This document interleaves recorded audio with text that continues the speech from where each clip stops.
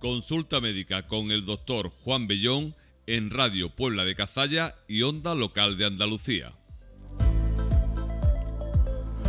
Pues efectivamente, abrimos ya nuestra consulta médica con el doctor Bellón, que ya nos espera al otro lado del aparato telefónico. Doctor Bellón, ¿qué tal? Muy buenas, ¿cómo estamos? Hola, buenos días, ¿cómo estamos? Bien, Bien, yo bien. aquí con la fumata Ah, negra que ha sí, sí. salido ahora, ¿la ha visto? Sí, no lo he visto, pero sí me lo han dicho. Ajá. Así que nada, yo prefiero que de momento haya fumata negra, si no, porque eso del Cardenal Paroli, no sé yo hasta qué punto me gustaba. Ajá. No, es que dicen que cuando las fumatas se retrasan es porque los favoritos no están siendo votados o tan votados. Exactamente. Y hay una cuestión, que es lo que siempre dice siempre, el que entra papa sale cardenal. Ajá. O sea que los favoritos casi nunca suelen ser los elegidos. Ajá. Lo que sí es verdad que tiene una cosa que después no echa mucha cuenta mucha gente, verá, los católicos sí evidentemente, pero la mayoría que no lo son a lo largo del papado no echa mucha cuenta a lo mejor, pero estos momentos sí se vive con mucha intensidad, ¿no? La curiosidad de ver quién sale, quién no sale, cómo es la persona elegida, en fin, que tiene su morbillo. Claro, hombre, y sobre todo, hombre, a ver, teniendo en cuenta cómo ha sido Francisco, que ha empezado a abrir un poquito la iglesia eh, a determinados sectores, a muchas más personas, ha querido hacer que la iglesia no demuestre tanto boato, tanto eso, y se haga un poquito más de las personas comunes. Ujú. Pues el ir para atrás no estaría bien visto, creo yo, ¿no? Pero bueno, ya veremos, porque la verdad es que en un mundo tal y como está ahora mismo, con tantas guerras, ahora también la India con Pakistán, es que esto es un no parar, ¿eh? Me parece mentira que como los seres humanos no evolucionamos. Los fabricantes de armas se tienen que estar dando, Abrazos y besos. están dando saltos, vamos, de alegría, vamos. Qué disparate. En fin, es lo que nos toca. Doctor Bellón, ya sabe que a mí me gusta hacerle un atraco de vez en cuando.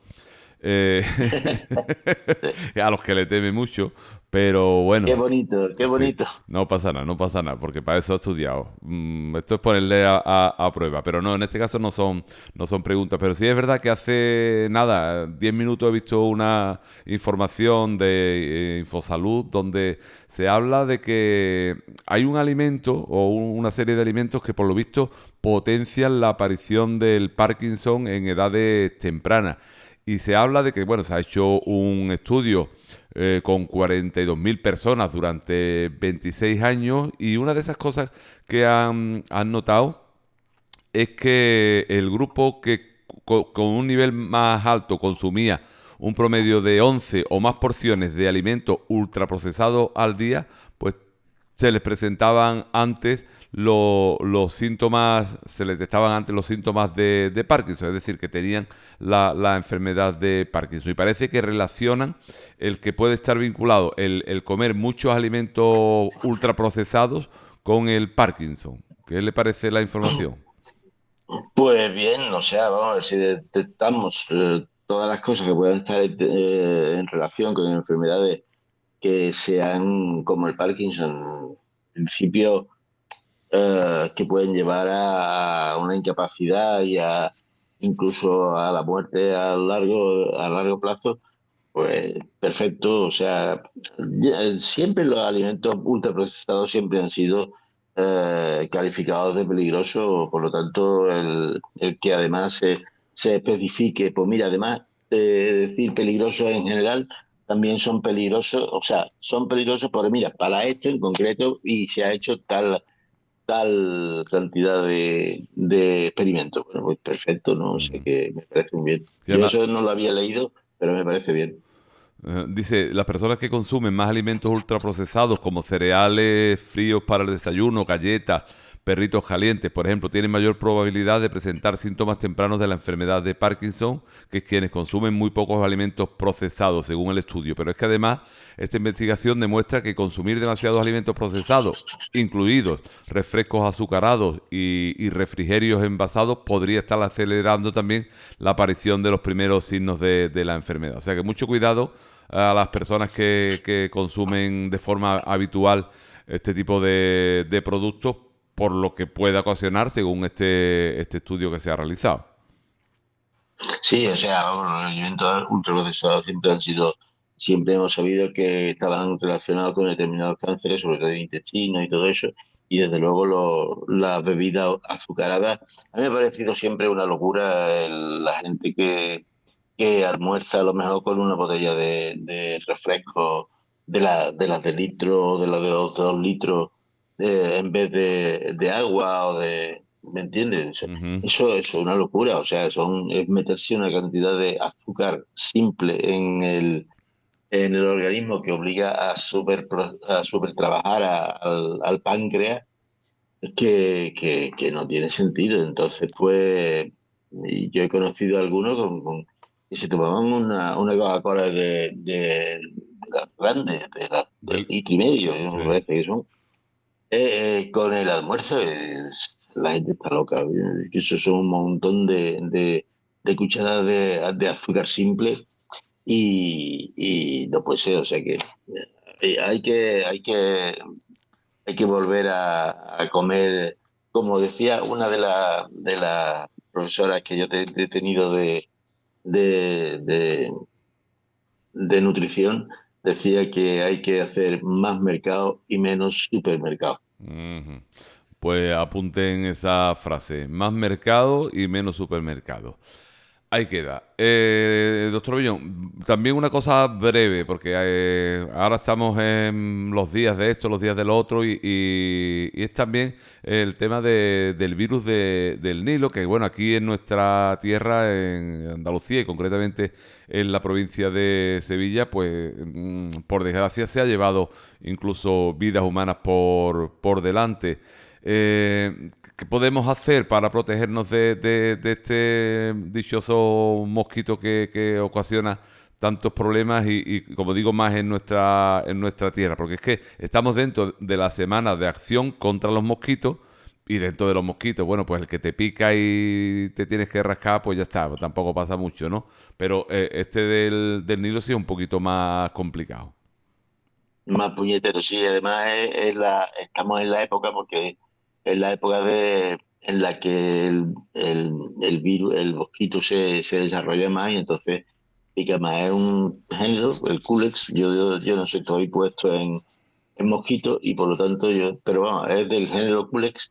Y bueno, en España, ah, en los últimos años se han documentado por la presencia del dichoso virus y está considerando como una enfermedad emergente en Europa Occidental. Ujú, Entonces, bueno, sí, así como cosas curiosas, decirte que, por ejemplo, en el informe del año 2024, pues aparecen pues que en Andalucía, o sea, pues, mira, por ejemplo, en el año 2010, 2016, eso prácticamente no aparecían, pero ya en el año 2020, pues ya se dieron más de 60 casos, más de 70 casos en Andalucía, ¿no? ujú. Y después, como es una enfermedad de declaración obligatoria, pues naturalmente o sea, los casos que se dan, pues habitualmente se comunican y se anotan, ¿no? Entonces, pues ya en el 2021, 22 y 23 prácticamente no hubo. Sin embargo, el año pasado pasamos de los 100. Ujú. Y entonces, pues bueno, es interesante tener las medidas de precaución habituales frente a los mosquitos, ¿no? O sea, que cualquier ahuyentador de mosquitos, cualquier cosa de insecticida, cualquier cosa que ahuyente el mosquito, Sí, pues está bien, las está bien. En mosquiteras, cualquier ¿no? caso, ¿eh? Las mosquiteras en las Las ventanas, por mosquiteras, ejemplo, ¿no? eso es, sobre todo en las zonas más humedales, donde tú sabes que hay más mosquitos y todo eso. pues es una medida de precaución. De todas maneras, hombre, tener la tranquilidad de que aunque tengas una enfermedad por el virus del Nilo, pues tampoco es una enfermedad que habitualmente sea grave, Ujú, ¿eh? Porque básicamente casi el 80-90% de los casos son asintomáticos. Tienen un poquito de fiebre, ¿eh? O sea, te pique el mosquito y hasta el tercero, cuarto, quinto día, o incluso 10 días o más, pues no puede no aparecerte nada, ¿me entiendes? Y después pues, puedes tener un poquito de fiebre, un poquito de dolor de cabeza, síntomas así como de gripales, de moco, estornudo y cosas de esas, y ya está. Y solamente en un pequeño porcentaje de personas, pues eso pues puede atacarle al sistema nervioso central, o sea, puede causar una meningoencefalitis. La meningoencefalitis, o sea, como su propio nombre indica, es una meningo, o sea, una meningitis.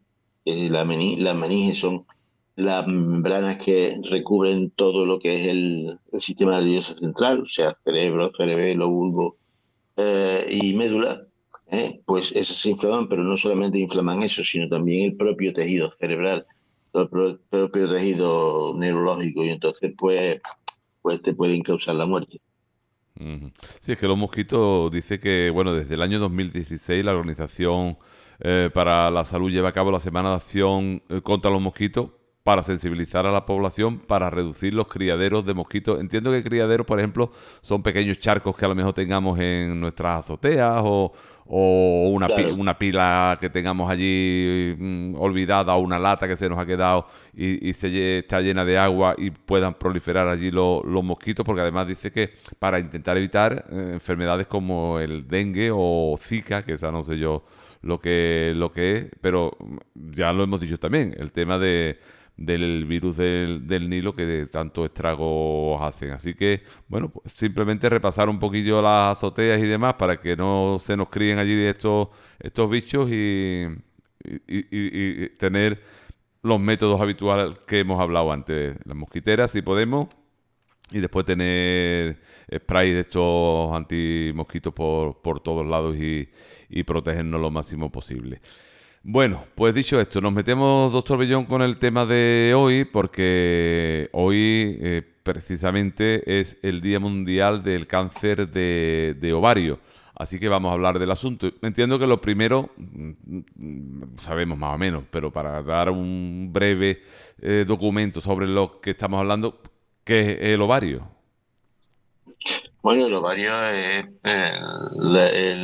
las gónadas, o sea, el centro de producción de la hormona fundamental de las hormonas sexuales femeninas y de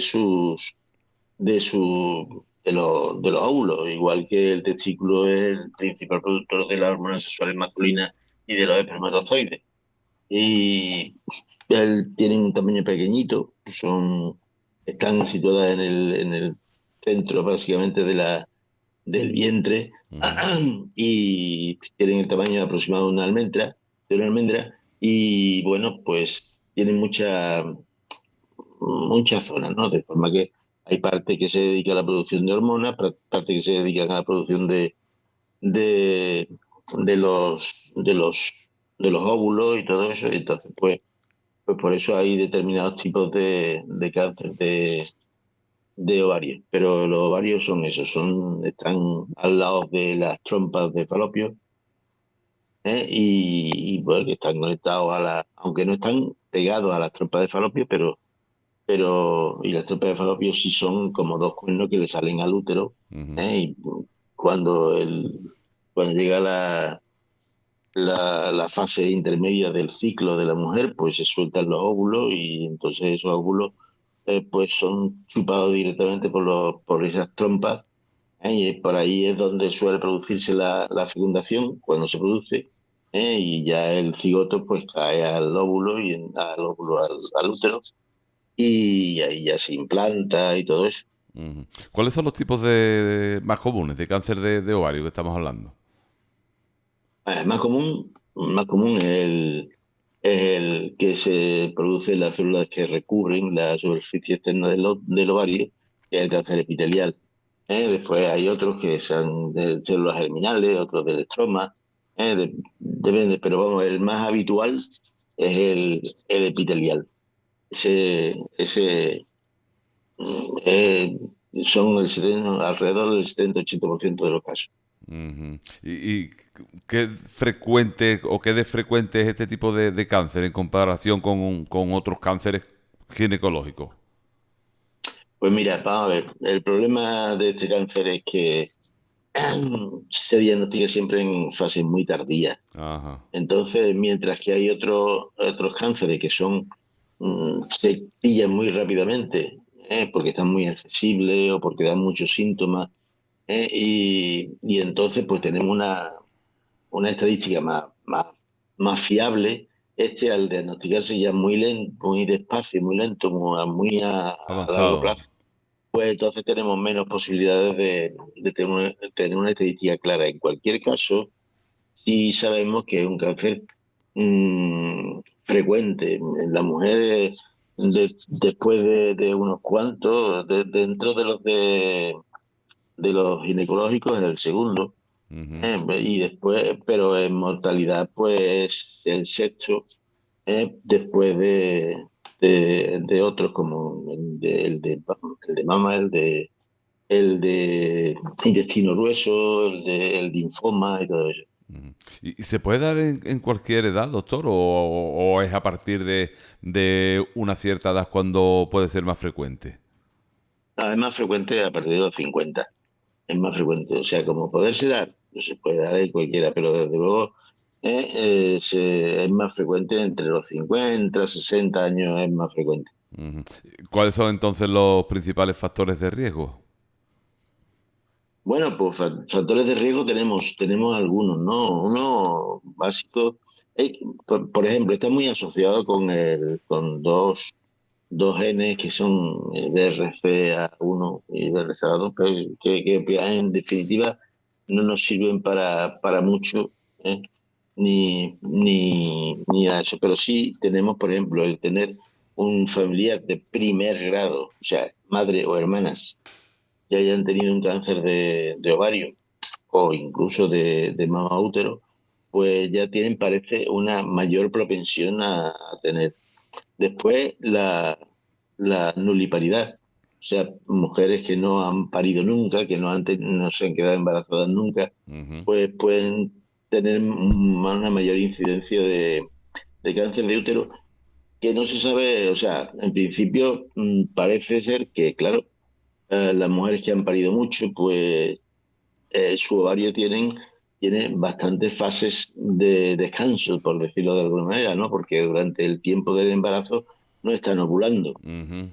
Sin embargo, las que no han parido, pues siguen permanentemente ovulando. Así que eso, pues aparte de eso, pues parece que hay cosas que protegen, parece como la multiparidad, parece que protegen también el tomado hormonas, haber tomado la célula, la píldora anticonceptiva, aunque no favorece, por el contrario, la determinados fármacos que se emplean para que hacer que ovules cuando quieres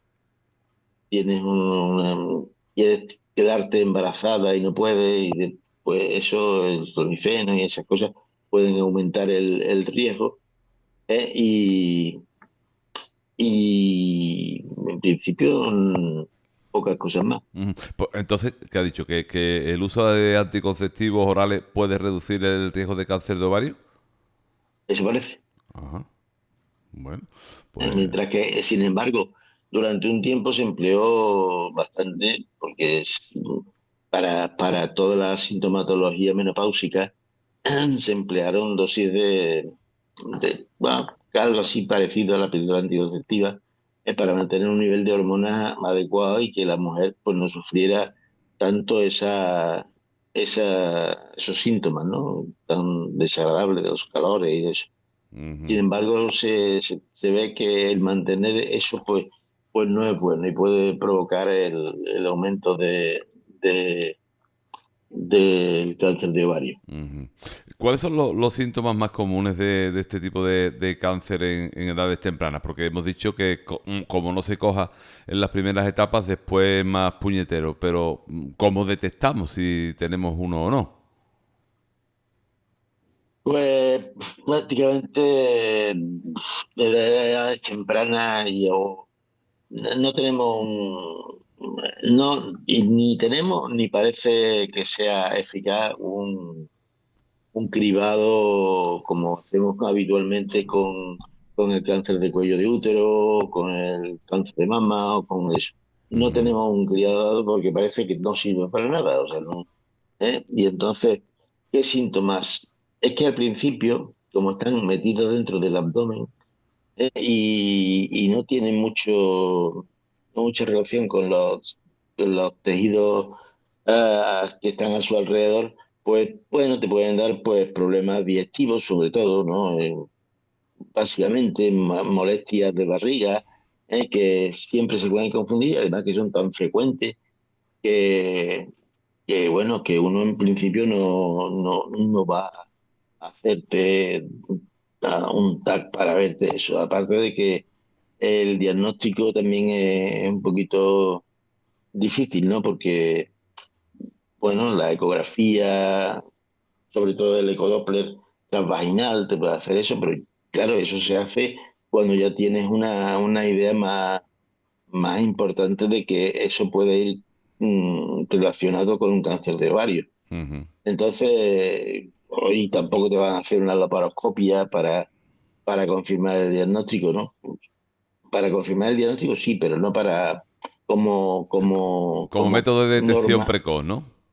Exactamente. Entonces, bueno, como marcador tumoral, el CA 125 pues, puede ser también, pero vamos, que parece el cribado habitual pues no estás dando ninguna mejoría Ujú. en la incidencia. El día que con una simple, no sé, prueba de sangre se pueda detectar cualquier tipo de cáncer inicial, la humanidad dará un paso agigantado hacia adelante, ¿no? O bueno, o de sangre Claro, o de lo que sea, no sé, algo lo que sea, sí, que sí. inventen, que digan, bueno, pues o con una muestra de saliva, yo qué sé. Simplemente con una muestra de saliva, con este sistema que hemos inventado, se detecta si hay un cáncer que está empezando, si no lo hay, o si está bien, o si ya está más avanzado. Eso sería, pero de momento nos tenemos que conformar con la ilusión de la idea, ¿no? Claro, básicamente sí. O sea que, que eso, que no tenemos decir, vamos a ver, nosotros habitualmente en la consulta siempre tenemos, muchas veces pedimos los marcadores tumorales y cuando aparece un marcador tumoral, pues hacemos todavía más hincapié bueno, en síntomas que puedan dirigirnos hacia algún tipo de cáncer en concreto, ¿no? Ujú. Pero ahora mismo no tenemos mucho. Y entonces, en el momento en que se produzca lo que tú has dicho, o sea que mira, que como, ¿qué te digo yo? Como para el ADN Sí. o para la glucemia, que ya incluso parece que es transdérmico con determinados aparatitos, se está empezando a lograr que sepamos una cómo está la glucemia en ese momento, eso, pues en ese momento, pues claro, al final no tendremos que morir, pero bueno, parece que duraremos un poquito más. Ujú. ¿Y cuáles son las opciones de tratamiento entonces más comunes, una vez que no tenemos todavía el remedio? Bueno, más a ver, tratamiento, ahora se está avanzando en el tratamiento. El, habitualmente ya cuando tú ves como cuando se diagnostica, el problema es que está bastante avanzado. Y entonces, pues, ahí depende del tipo de cáncer de ovario. Hay unos que son muy agresivos, ¿eh? El de células claras es muy agresivo y entonces, pues parece que se está avanzando bastante en su tratamiento, ¿no? Porque hay una cuestión, o sea, pues, está muy relacionado con la inmunidad. La persona humana tiene dos tipos de inmunidad, básicamente, que son una inmunidad innata, una inmunidad que no, que por ejemplo tú te haces una rajita y rápidamente pues ahí esas defensas que tú tienes ahí impiden que se te infecte, ¿no? Y si entra alguna bacteria se la meriendan. Pero ahí hay otra inmunidad ya dirigida en la que ya tú te fabrican unos anticuerpos específicos contra los virus, contra las bacterias, con esos. Y esos son, bueno, pues en el cáncer de ovario parece que la inmunidad innata la anula, la destroza. Y entonces, pues hay fármacos que están haciendo que esa inmunidad vaya mejorando, desde al que haga que por otra parte la protección de las células que ellas mismas crean, de las células tumorales, disminuya, y entonces al disminuir la protección frente a la inmunidad de esas células tumorales, pues aumente la facilidad que tiene el fármaco de cargársela. Ujú. Por otra parte, también están creándose algún fármaco, que es curioso porque muchas células del cáncer de ovario pues utilizan mucho ácido fólico, para crecer. Y se están ideando fármacos que lo que están haciendo es imitar el ácido fólico, ¿eh? Pero en realidad no son ácidos fólicos, son quimioterápicos. Pero claro, al captarlo más las células del cáncer de ovario, pues donde más actúan, son en esas células y se las cargan, mientras que en las células habituales prácticamente no actúan. O sea que mm, esos son avances que se están haciendo y que, vamos, que de momento son muy prometedores. Por lo Ujú. demás, pues lo de siempre, o sea, una quimioterapia, la quimioterapia convencional, pero bueno, y para eso está toda una especialidad médica que es la oncología, ¿no? Ujú. Para saber exactamente qué tipo de terapia oncológica combinada o no combinada debe usarse en cada tipo de cáncer de ovario. Ujú. Y desde luego, como siempre, ¿no? La resección, o sea que lo primero que hay que hacer es quitar todo lo que puedas, ¿no? Porque, hombre, quieras que no, la quimioterapia es poco para ver que te quite todo el tumor. Ujú. Te va reduciendo, digamos, proporcionalmente, ¿no? Y entonces, pues, siempre te deja algo, que para curarlo necesitas tu inmunidad adecuada. Y la inmunidad frente a células que tú dices, bueno, son mías, pero no son mías. Y Ujú. entonces la inmunidad debe de reconocerlas. Pues en eso es lo que se está actuando más. Bueno, pues doctor Bellón, es que nos quedamos sin tiempo. Si fuera capaz de responderme en menos de un minuto a esta pregunta, se lo agradecería porque es que nos quedamos sin tiempo. En la supervivencia entiendo que es dependiendo de cuándo se detecte el cáncer, pero suele ser bastante tratable. Hay bastante supervivencia cuando se padece este tipo de tumor, ¿o no? Pues mira, básicamente más del 50% de las personas con un cáncer de ovario siguen vivas a los 5 años. Ajá. ¿Eh? Más de un año, pues las tres cuartas partes. Muy Pero bien. más de 5 años, eso, más de la mitad. Pues muchas gracias, doctor Bellón, por estar con nosotros. Que lo pase Ya bien de nada en a la vosotros, feria. igualmente. Adiós, Hasta adiós, luego. adiós.